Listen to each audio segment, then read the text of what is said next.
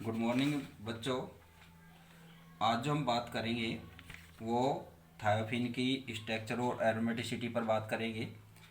आपको जो last video upload किए गए थे उन वीडियोज़ में आपने इसकी केमिकल प्रॉपर्टीज़ पर बात की थी और केमिकल प्रॉपर्टीज़ में आपको दो रिएक्शन बताई गई हैं मेन, जिसमें आपको एडिशन रिएक्शन योगात्मक अभिक्रिया पर अपने बात की थी कि जिसमें क्या है कि ये साइक्लिक कंपाउंड टेट्राहाइड्रोथायोफिन का निर्माण हुआ था। और साथ में क्या है कि अगर कैटालाइज्ड निकल रानी निकल का यूज किया जाता है तो उस कंडीशन में यहाँ पर एन ब्यूटेन का निर्माण हुआ था। इसके अलावा इलेक्ट्रोफिलिक सब्स्टिट्यूशन रिएक्शन अपने सेकंड टाइप जो पढ़ा था वो इलेक्ट्रोफिलिक सब्स्टिट्यूशन रिएक्शन पढ़ा था। ठीक है, इलेक्ट्रोफिलिक प्रतिस्थापन अभिक्रियाएं।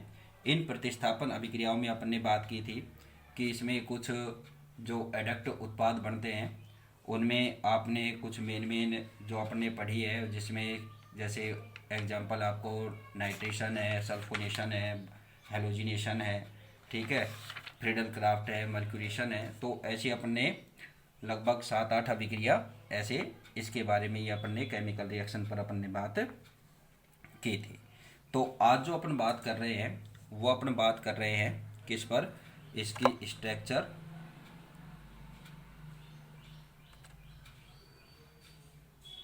And aromaticity.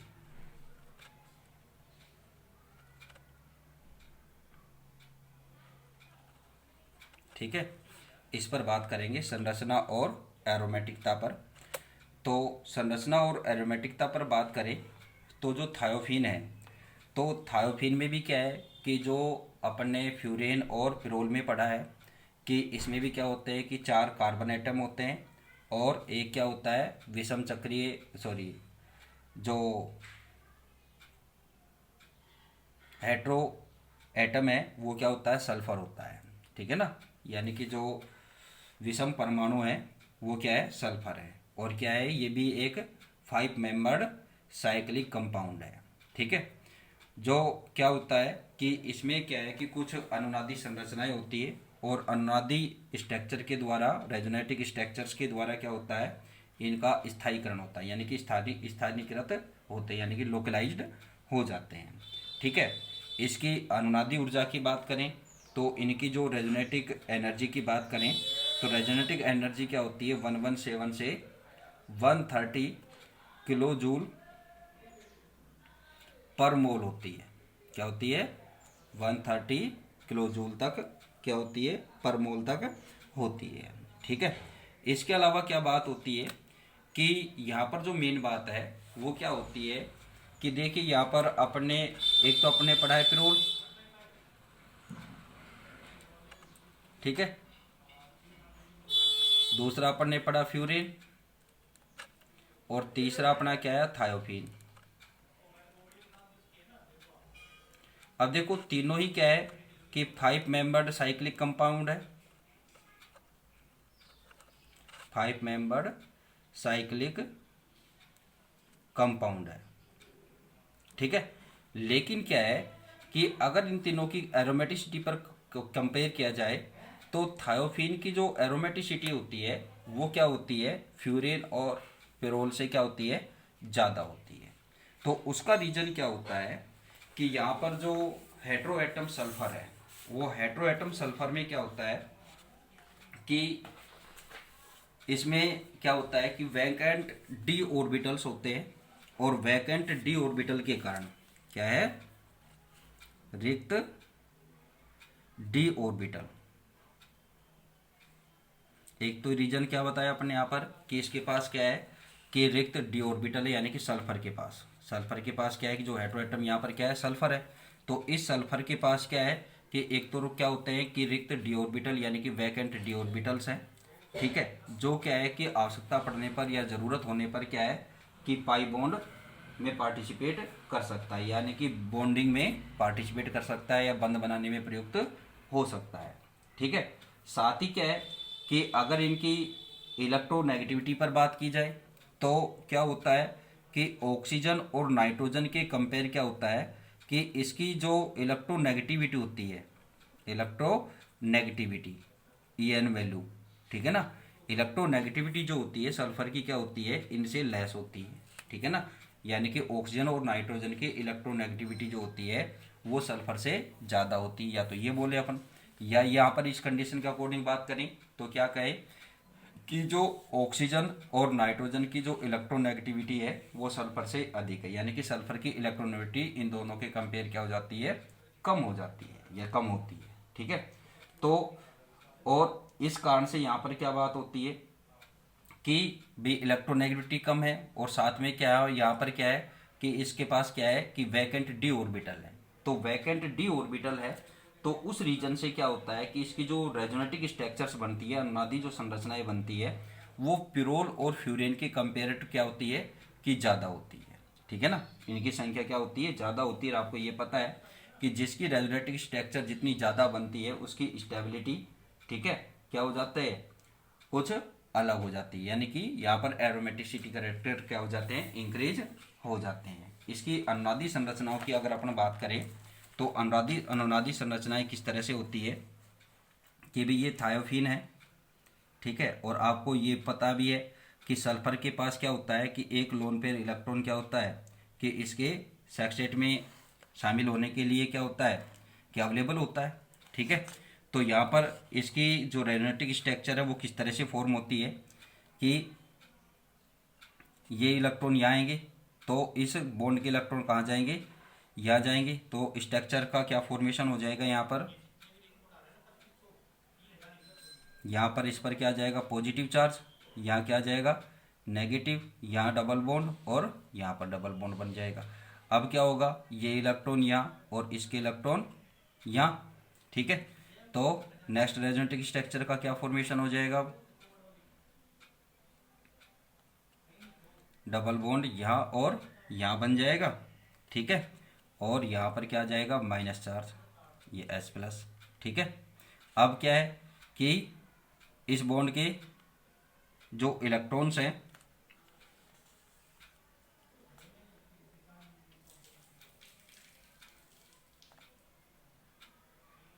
ये इलेक्ट्रॉन कहाँ आएंगे, यहाँ पर, और इस बॉन्ड के इलेक्ट्रॉन यहाँ पर, तो क्या हो जाएगा यहाँ डबल बॉन्ड और यहाँ पर ये डबल बॉन्ड और यहाँ क्या आ जाएगा माइनस चार्ज आ जाएगा। नेक्स्ट कंडीशन में क्या होगा कि ये इलेक्ट्रॉन यहाँ और इसके इलेक्ट्रॉन यहाँ, तो स्ट्रक्चर बन जाएगी ये, यहाँ पर डबल बॉन्ड, यहाँ पर डबल बॉन्ड और यहाँ क्या आ जाएगा माइनस चार्ज, ठीक है। और नेक्स्ट कंडीशन में क्या हो जाएगा कि ये माइनस चार्ज यहाँ और इसके इलेक्ट्रॉन सल्फर के पास आ जाएंगे, तो फिर से क्या हो जाएगा इसकी रेजोनेटिक स्ट्रक्चर, यानी कि यहाँ ये दो इलेक्ट्रॉन ये आ गए और यहाँ पर ये कंडीशन हो जाएगी, ठीक है। ये तो क्या है कि ये जो रेजोनेटिक स्ट्रक्चर बनाई अपन ने, ये ओनली क्या है कि जब बॉन्डिंग में क्या करते हैं कि जो p ऑर्बिटल है, p ऑर्बिटल क्या करते हैं पार्टिसिपेट करते हैं, तब ये क्या बनती है इसकी रेजोनेटिक स्ट्रक्चर फॉर्म होती है, यानी कि टोटल क्या होती है 6 रेजोनेटिक स्ट्रक्चर यहाँ पर फॉर्म होगी, ठीक है। अगर इसी तरह से अगर अपनी यहाँ पर बात करें कि भी जो थायोफीन है, थायोफीन में जो सल्फर एटम है उस सल्फर एटम के पास क्या है कि वैकेंट डी ऑर्बिटल्स भी हैं। तो वैकेंट डी ऑर्बिटल भी क्या होता है कि अगर इनका क्या है कि रेजोनेटिक स्ट्रक्चर में क्या होता है कि ये उपयोग में आते हैं या यूज होते हैं, तो उस कंडीशन में क्या है कि इसकी रेजोनेटिक स्ट्रक्चर क्या है 7 तक फॉर्म होती है, ठीक है। तो वो क्या है कि ये क्या है, दूसरी कंडीशन क्या है कि जब रिक्त वैकेंट डी ऑर्बिटल्स का भी उपयोग, तो उस कंडीशन में इसकी रेजोनेटिक स्ट्रक्चर्स क्या होती है, देखिए आप यहाँ पर रेजोनेटिक स्ट्रक्चर अपन फॉर्म करेंगे, ये क्या हो गई थायोफीन हो गई। तो यहाँ पर रेजोनेटिक स्ट्रक्चर में आप कैसे क्या करेंगे,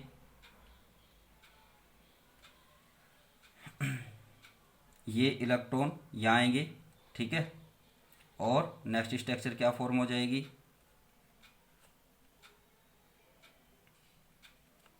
यहाँ तो क्या आ जाएगा प्लस चार्ज और बॉन्ड कहाँ बन जाएगा यहाँ पर, ठीक है।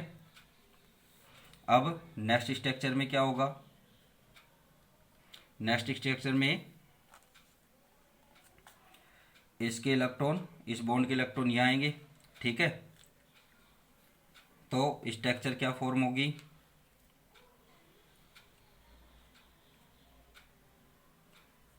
यहाँ सल्फर पर क्या जाएगा माइनस चार्ज आएगा और स्ट्रक्चर में क्या फॉर्मेशन होगा, यहाँ डबल बॉन्ड, ठीक है, यहाँ क्या जाएगा प्लस चार्ज, यहाँ डबल बॉन्ड और इस पर क्या रहेगा सल्फर पर माइनस चार्ज, ठीक है। इसका ये अपना लोन पेयर है, ठीक है।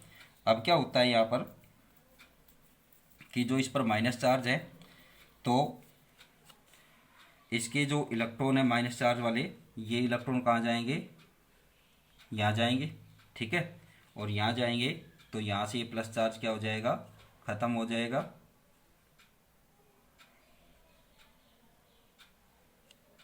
एक दो तीन चार पाँच, ठीक है।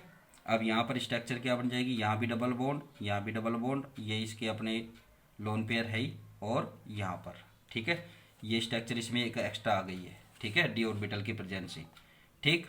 इसके बाद इसमें क्या प्रोसेस होगा कि जो इस बॉन्ड के इलेक्ट्रॉन है वो किसके पास जाएंगे, सल्फर के पास जाएंगे, तो सल्फर पर माइनस चार्ज, यहाँ बॉन्ड और यहाँ बॉन्ड, ठीक है। अब सल्फर के पास यहाँ पर क्या जाएगा पॉजिटिव चार्ज आ जाएगा। नेक्स्ट कंडीशन में क्या होगा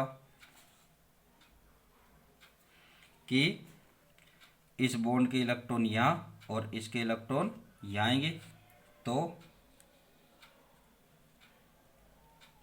यहाँ जाएगा प्लस चार्ज और यहाँ क्या बन जाएगा डबल बॉन्ड,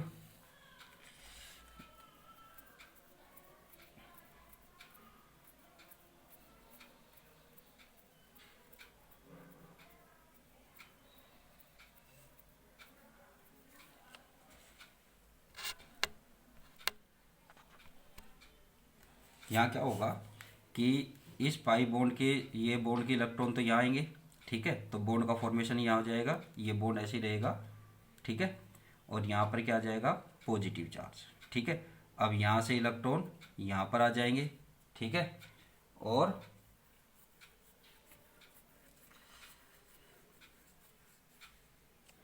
क्या स्ट्रक्चर बन जाएगी,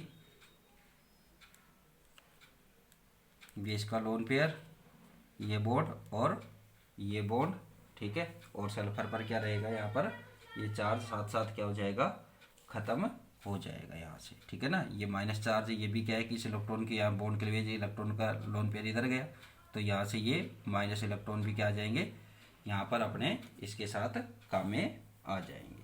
तो ये क्या है इसकी कितनी स्ट्रक्चर्स बन गई 1 2 3 4 5 6 और 7, यानी कि जब डी ऑर्बिटल इसमें क्या करता है कि यूज होता है तो उस कंडीशन में इसकी क्या बनती है 7 रेजोनेटिंग स्ट्रक्चर्स का फॉर्मेशन होता है, ठीक है। इसके बाद जो बात आती है कि जो थायोफिन है, इस थायोफिन के जो एटम्स है यानी कि कार्बन और जो सल्फर है, ये सभी एटम्स क्या होते हैं sp2 हाइब्रिडाइजेशन स्टेट में होते हैं, संकरित अवस्था में होते हैं, ठीक है। और इनमें क्या है कि कार्बन परमाणु की क्या होते हैं कि प्योर पीक ऑर्बिटल्स के पास क्या है कि एक एक इलेक्ट्रॉन होता है, जबकि क्या है कि यहाँ पर जो सल्फर का क्या है कि एक जो पी ऑर्बिटल है उसके पास क्या होते हैं कि 2 इलेक्ट्रॉनों का एक क्या होता है युग्म होता है, यानी कि 2 इलेक्ट्रॉनों का एक अपने ये बोलते हैं कि एक लोन पेयर होता है, ठीक है। तो इस कारण से क्या है कि ये 6 इलेक्ट्रॉन मिलकर वलय में क्या है कि एक बंद एरोमेटिक सक्सेट का निर्माण करते हैं, ठीक है। तो ये एरोमेटिक सक्सेट का निर्माण किस तरह से होता है, तो इसमें आप किस तरह से इसका फॉर्मेशन करेंगे,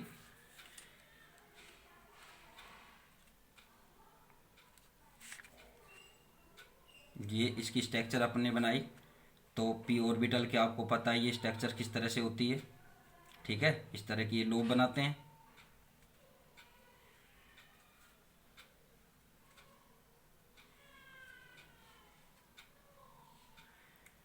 ये बना दिया आपने, ठीक है। अब इसमें क्या है कि जो कार्बन है इनके पास तो क्या है कि इनके पी ऑर्बिटल में एक एक इलेक्ट्रॉन है, जबकि जो सल्फर है इस सल्फर के पास क्या है, 2 इलेक्ट्रॉन है, एक लोन पेयर है, ठीक है। तो इनमें क्या होता है कि बॉन्डिंग किस तरह से है,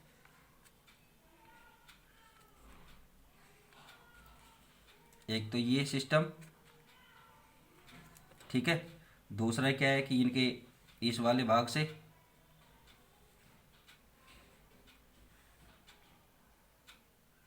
ठीक है। और थर्ड क्या होता है कि इनके एटम से,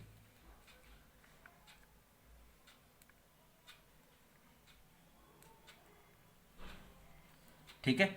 इस तरह की स्ट्रक्चर क्या होगी इसमें फॉर्म होती है, यानी कि इनका जो वो एटॉमिक ऑर्बिटल्स हैं वो इस तरह से हैं। तो इसकी जो स्ट्रक्चर्स बनती है वो किस तरह से फॉर्म होगी, यहाँ पर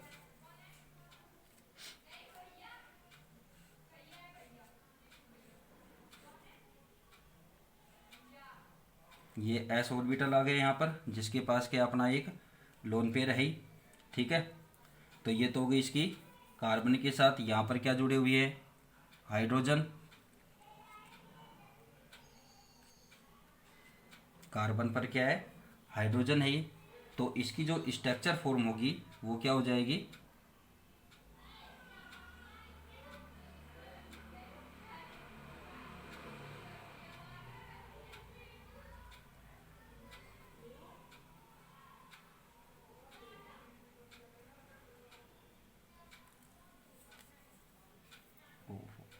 सॉरी बेटा, इसमें आप इस तरह से लाएंगे, 5 मेंबर्ड बनाएंगे ना। दोबारा से बनाता हूँ, एक सेकेंड।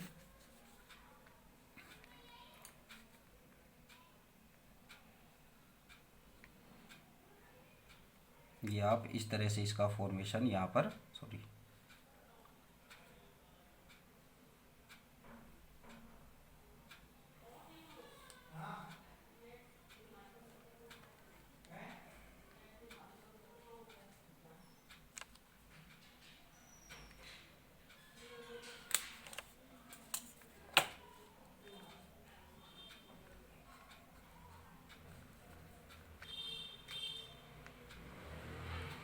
यहाँ क्या रहेगा, एस, जिसके पास ये, और यहाँ पर ये हाइड्रोजन, यहाँ ये हाइड्रोजन, या ये हाइड्रोजन, और यहाँ ये हाइड्रोजन, ये एक तो ये बन गया, ठीक है। और एक रिंग कहाँ बनेगी, यहाँ से बनेगी। वो रिंग आपकी किस तरह से बनेगी,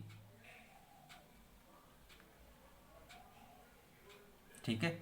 और यहाँ से इसमें, यानी कि जैसे सेम आपने ये बनाई है इसी तरह से ये रिंग यहाँ पर इस तरह से फॉर्म हो जाएगी। यानी कि जो इसकी स्ट्रक्चर है वो किस तरह से बनती है, इस तरह से। यानी कि ये जो स्ट्रक्चर है इसको शॉर्ट में आप इस तरह से यहाँ पर शो करेंगे, ठीक है। इसके बाद अपना नया टॉपिक जो स्टार्ट होगा वो क्या होगा कि 5 और 6 जो मेंबर्ड वाले होते हैं, यानी कि 5th वाले तो आपने पढ़ लिए। अब क्या है कि जो नेक्स्ट टॉपिक आएगा वो क्या आएगा, सिंपल 6 मेंबर्ड हेट्रोसाइक्लिक कंपाउंड, 6 सदस्यों वाले सरल विषम चक्रीय यौगिक, और जिसमें आप पढ़ेंगे यहाँ पर प्रीडीन, ठीक है। तो प्रीडीन के बारे में अपने क्या है नेक्स्ट वीडियो में बात करेंगे। Thank you.